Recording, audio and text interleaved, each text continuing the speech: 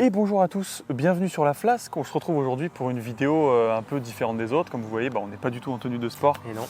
Avec le mat, on va vous présenter la course, la Vinevici.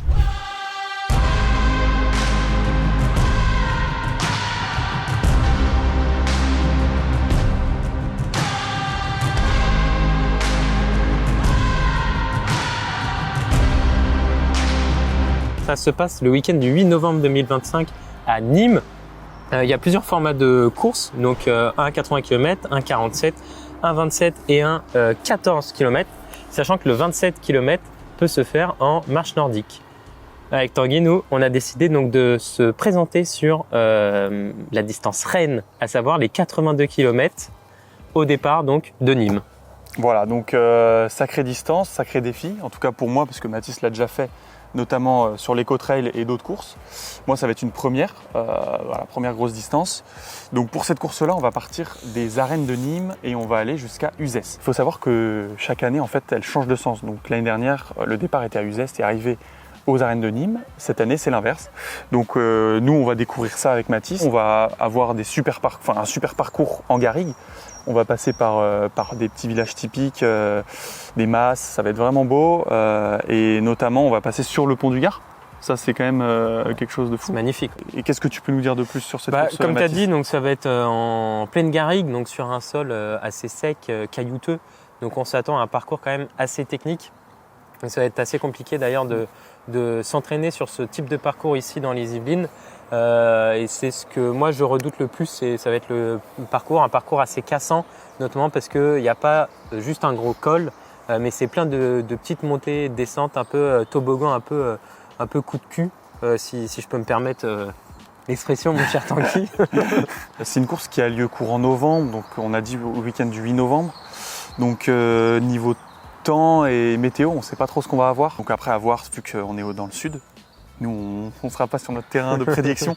Donc à voir niveau temps, je pense qu'on va amener pas mal d'affaires et voir un peu la veille comment ce qu'on prend sur nous. Alors comment on va faire pour préparer cette course, Mathis ? Parce qu'on a quand même deux profils différents, deux expériences aussi différentes. Ouais. Donc moi j'ai un plan d'entraînement vraiment beaucoup plus détaillé. Précis, on va dire. Là où Tanguy, de ce que j'ai compris, c'est surtout sur du volume que ça va se passer. Ça va être sur du volume, ressenti aussi. Je sais que sur des longues distances, j'ai des douleurs aux genoux, donc on y va le mollo. Voilà, moi j'ai fait quasiment que du volume et je pense que je vais continuer là-dessus, mixer ça avec un peu de vélo et voir aussi au ressenti. Moi vraiment, l'objectif c'est de finir la course. Il n'y a pas d'objectif de temps, contrairement à toi, je pense, où tu vas te mettre quand même un objectif. Actuellement, il n'est pas défini et on en reparlera sur la vidéo de la course, donc restez connectés. Pour le moment, je n'ai pas de temps précis en tête, j'ai une vague idée, mais j'attends surtout de voir les dernières semaines d'entraînement, comment elles vont se passer, les sorties longues aussi, voir le rythme que je vais avoir et je vais ensuite peaufiner tout ça à l'aide de différents logiciels, mais on aura le temps d'en reparler. Mon entraînement, il est basé sur mon ressenti, surtout sur du volume. Donc sur une semaine, par exemple, je vais avoir je vais essayer d'avoir 4 sorties course à pied. Donc une ou deux en endurance fondamentale, une où je vais chercher un peu plus de dénivelé et je vais mettre un peu plus d'intensité. Et après dimanche, ça va être sortie longue où je vais prendre un peu plus de matos sur moi et tester un peu de la nutrition que je vais sûrement utiliser le jour de la course.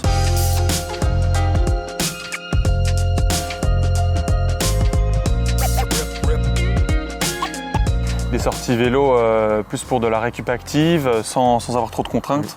Ce qu'on a sur les sorties course à pied, notamment moi avec mon genou sur lequel je fais quand même attention, hein. Même s'il va mieux et à la backyard ça s'est bien passé, tu vois, je fais quand même gaffe. Et en parallèle de ça, Mathis et comme moi, on fait du renfo, donc PPG, haut du corps, bas du corps, pour gagner en tonacité, préparer les articulations, les muscles aussi au dénivelé. Et éviter tout ce qui est, renforcer les articulations pour éviter les blessures. Sur cette course-là, on va être 3. Donc il y aura Mathis, moi et notre troisième protagoniste qui s'appelle Jean, que vous avez vu dans la vidéo de la backyard. Si vous ne l'avez pas vu, vous pouvez tout de suite aller la voir. C'était très sympa, super expérience, qui nous accueille dans sa région.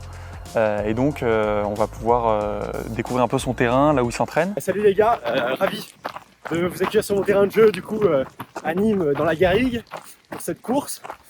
Si vous ne vous souvenez pas, je suis Jean, du coup, pote de Tanguy et Mathis, cousin de Tanguy et pote de Mathis. Concernant ma vision sur la course, c'est un peu rigolo, j'avais prévu une prépa 3 mois, 12 semaines classique, sauf que différentes choses qui arrivent dans ma vie perso, qui font qu'au final ça se transformait en 1 mois de prépa. Sauf que 1 mois de prépa, du coup, je me suis dit, tant qu'à faire, autant faire à ChatGPT. Les gars, faut avancer avec son temps. Donc j'ai testé ça pour vous. Là, je fais 55-60 km à peu près semaine. Parfois, il y a une sortie que je peux pas faire, donc je suis plus à 50. Et bon, la 4e semaine de ma préparation, ça reste de l'IA, les gars, fallait pas trop en demander. J'ai 9 jours dans ma semaine, je sais pas comment c'est possible. Mais sinon, beaucoup de sorties longues, des séances côtes. Et en espérant que ça me prépare bien et que ça m'évite la blessure. Toi, Mathis, j'ai cru comprendre que ton entraînement était un peu plus quadrillé, un peu plus volumineux. Ouais, c'est ça. Alors déjà, suite à la bacarde, mon genou quand même va beaucoup mieux. J'ai repris progressivement, donc avec des semaines à 15-30 km pour ensuite donc rattaquer cette prépa donc de 11 semaines. J'ai fait en début de prépa un stage trail dans le Beaufortin qui était assez génial, où j'ai fait quand même beaucoup de volume avec beaucoup de dénivelé. Ouais. Combien de dénivelé? Plus de 7000 de dénivelé. Sur la semaine? Ouais. Ah. C'est la première fois que je faisais autant. Et pour combien de kilomètres? Pour 90 km. Ok. C'était vraiment génial. Et j'ai pu rattaquer donc, sur ma prépa avec donc 5 sorties semaine. 2 séances donc, de qualité avec une séance fractionnée et une séance tempo. Dans 10 secondes, c'est parti pour 20 minutes d'allure tempo. Légèrement supérieure à l'allure course Veni Vici. 2 sorties type footing en endurance fondamentale et une sortie longue le week-end où, comme Tanguy l'a dit, on teste le matos et la nutrition. À savoir que j'ai prévu aussi donc, sur cette semaine 2 montées en charge avec donc 2 week-end chocs. Qu'est-ce qu'un week-end choc? C'est généralement 2 ou 3 grosses sorties qui se succèdent. Donc aujourd'hui, samedi, c'est de l'ascension du Semnoz. Allez, on arrive au sommet du Semnoz avec une vue magnifique, incroyable. On voit même les aiguilles d'arbre au loin. Et surtout le Mont Blanc. Là, et le lac d'Annecy, il est là. On ne le voit pas.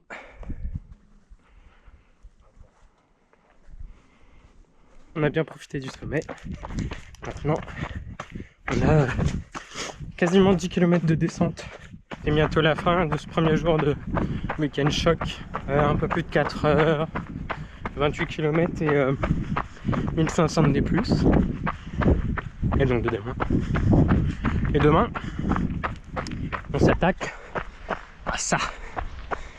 Jour 2 de ce week-end choc. Donc aujourd'hui on monte le col de la Forclaz et ensuite la Tonnette. Donc j'en ai pour un bon bout de temps quand même, je pense. Mais ça va être bien sympa. Je pense qu'on sera plus proche des 6 heures.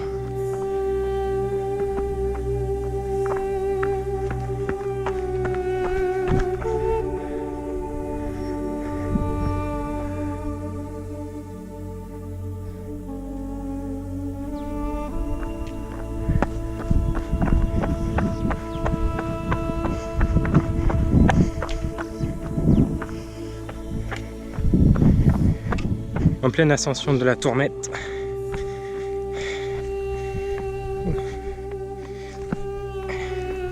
Au-dessus des nuages. On voit le Semnoz. Hop. Là où j'étais hier. Voilà. Magnifique.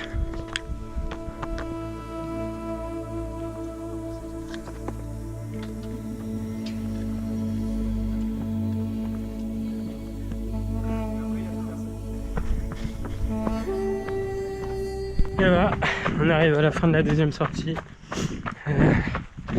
33 km et 2500 de D+, pour un peu plus de 6 heures. Donc ça nous fait quand même un week-end à 10h. 3900 de dénivelé pour 60 km. Allez, on rentre à vélo maintenant. 30 minutes de vélo. Et entre ces deux montées en charge, je vais avoir une semaine un peu plus calme pour récupérer et emmagasiner toute la charge que je me mets dans le pif. Ouais, et donc Weekend Shock, ça va être pour simuler une charge quand même d'effort. Ouais, une pré-fatigue. Pré-fatigue, voilà, comme le jour de la course. Ouais, c'est ça. Parce qu'au 50e de la course, on n'est plus très frais. Et donc c'est pour essayer de simuler un petit peu cet effet-là. On arrive à l'avant-dernier ravito à Kligenthal. Et voilà, je suis mort. Sur cette prépa, je vais utiliser quelques petits produits, quelques petits tips assez sympas. Dans un premier temps, je vais utiliser donc, des vitamines. Donc je vais en prendre un cachet tous les jours, donc 20 jours avant le départ. Donc bon, ça c'est pour éviter toute carence. C'est conseillé par mon ostéo. Comme vous avez peut-être pu le voir sur les vidéos de Nice ou Alsace by UTMB, je suis assez sujet aux ampoules. Donc pour me préparer mes pieds, un mois à l'avance, je mets donc du tannant pour pied une fois par jour le matin. Et 2 semaines avant la course le soir, je me mets de la crème anti-friction sur les pieds. Donc pour éviter les ampoules. J'en mets la veille de course, mais matin de la course, je mets plus rien. Si je mets de la crème anti-friction le matin même, mes pieds ils vont vraiment trop glisser dans la chaussette. Et en fait, ça va me créer plus de frottement qu'autre chose. Donc je préfère le faire 2 semaines avant. Le tannage peut se faire avec du jus de citron d'ailleurs. Là, j'ai une bouteille à terminer, donc je vais la terminer. Si vous voulez pas acheter une bouteille pour tannant, du jus de citron, ça fait aussi l'affaire. Merci Mathis pour ces petites explications. Avec Ces petits tips, ça régale tout le monde, y compris moi. Donc voilà, pour cette petite préparation, là, ce petit entraînement, on teste, toi comme moi, des produits pour la nutrition. Je pense que toi, tu as plus l'habitude, donc tu vas chercher plus du produit spécifique et précis. Moi, c'est vraiment pour plus m'habituer à manger en course, parce que la longue distance, c'est moins mon truc. Mes 2-3 produits phares là, sur les courses longue distance, on va être sur de la viande de grison. Ça, c'est un truc que j'avais beaucoup apprécié à la Bacard. Et tout ce qui est sucré bonbon, en fait, c'est efficace pour moi en tout cas. Enfin, ça a bien marché. Ça, c'est vraiment les trucs de base. Après, en termes de nutrition running, j'aime bien les gels Décathlon classiques, en fait, Energy Gel. C'est un truc que je digère pas mal. Et les bars Cliff, donc là on est sur des beurre de cacahuète en ce moment, j'aime beaucoup ça. Ce que j'aime faire aussi, c'est manger un truc qui prend un peu le bide et courir faire 1 heure de course après. Donc ça m'habitue mon estomac à, tu vois, après un gros goûter ou un truc comme ça. Comme ça je défonce pas toute ma nutrition et ces trucs-là qui coûtent cher. On va pas se mytho avant. Pour ce qui est de la boisson, Mathis comme moi, on utilise des boissons isotoniques, donc mélange de glucides et d'électrolytes en course. Alors moi je tourne autour de du coup 500 ml heure. Moi aussi. Comme Tanguy, viande de grison, je pense que je vais partir dessus aussi, je vais tester. Enfin, je vais tester, non, j'ai déjà fait sur les co-trails. Ça permet de rajouter donc, de la protéine et du sel. Et plus donc, de casser le sucré. Par contre, je ne suis pas très bonbon en course. Donc moi, ça va être plutôt les barres, donc Cliff aussi, la base. Ça va être sur des gels aussi. J'aime beaucoup les gels Baou, la texture des gels Baou, contrairement aux gels Décathlon. J'utilise aussi des compotes salées. Donc là, j'ai Baou Petit Pois que je trouve pas mal. J'ai testé aussi récemment les compotes salées Fort Ultra, qui sont pas mauvaises. C'est français en plus, bio. Fait dans le sud-ouest, donc je me tâte à pourquoi pas en recommander. Qu'est-ce que je prends aussi? Je prends les gommes Ta, donc ça ressemble un peu à des bonbons, un peu à des oursons. Ça permet de changer en fait de texture. Voilà, j'ai des gels Ta aussi. Ça, c'est une petite tuerie, c'est les gels Meltonic.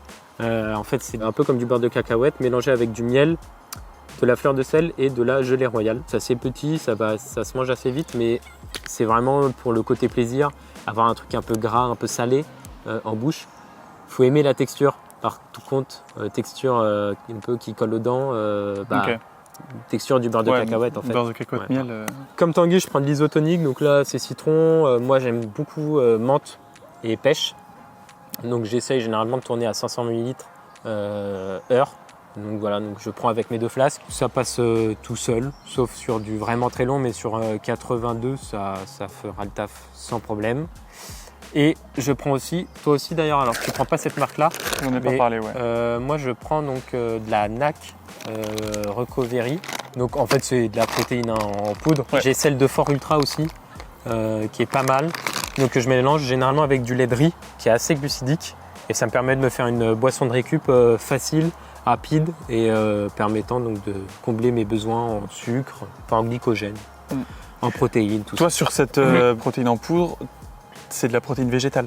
Ça c'est végétal, c'est protéines de soja, si je dis pas de bêtises. Ce type de produit, on va le prendre généralement après une sortie longue et après la course. On va pas le prendre sur des séances en tout cas. Je le fais sur du très long quand, notamment Alsace, UTMB, j'avais un shaker comme ça où je prenais en petite quantité par petite quantité et ça m'a permis donc d'enlever la viande de grison de ma nutrition et de prendre ça pour avoir des protéines assimilées plus vite parce que c'est du liquide. Après les grosses courses, vraiment en termes de courbature, moi j'ai vu la différence. Ah ouais, en courbature, ouais. Ouais. On prend aussi tous les deux des électrolytes en amont comme en aval d'une course pour ce qui est récupération, préparation des muscles, etc. Il y a des jours où je prends pas d'électrolytes, mais je tourne beaucoup à la ceinture avant les courses ou même après. C'est une eau un peu salée qui hydrate de fou furieux. La ceinture, c'est vraiment top si vous voulez pas acheter ce genre de produit. Alors tout ce qui se présente sur cette table, on va l'utiliser et le tester pour notre première sortie longue de la prépa. 5 heures de sortie. Ça va nous permettre donc d'affiner notre stratégie nutritionnelle et aussi notre choix de matos. On est parti pour combien de kilomètres, mon mat ? 44. 44 bornes. Sortie longue, dominicale, de bon matin, à la fraîche, avec le Tanguy National et son nouveau sac, son Keep-Run 5 litres. Eh bien écoutez, merci d'avoir suivi cette petite vidéo présentation du matériel, de plan d'entraînement et de cette course, la Vinevici. Voilà, on va continuer de se préparer au mieux. Et d'ici là, on se dit rendez-vous pour la prochaine vidéo qui sera le jour de la course.